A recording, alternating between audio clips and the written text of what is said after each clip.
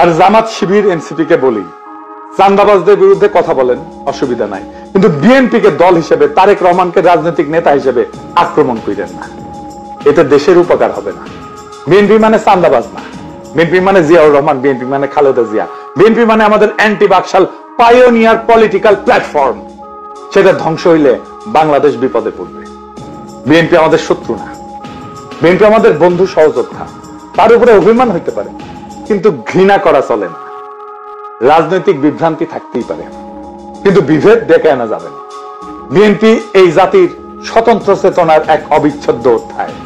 তারেক রহমান ভুল করতে পারে, কিন্তু বিএনপিকে পুঙ্খানুপুঙ্খভাবে বাতিল করা মানে এদেশের গণতান্ত্রিক ধারাকে দুর্বল করা, এদেশের ফ্যাসিবাদ বিরোধী, ভারতীয় আগ্রাসন বিরোধী লড়াইকে দুর্বল করা।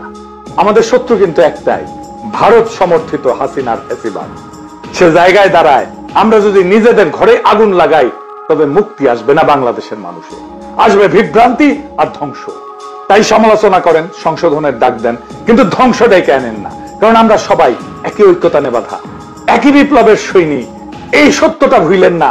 এই সত্য ভুললে বিপ্লবকে রক্ষা করতে পারবেন না। বিপ্লবকে রক্ষা করাই আমাদের প্রথম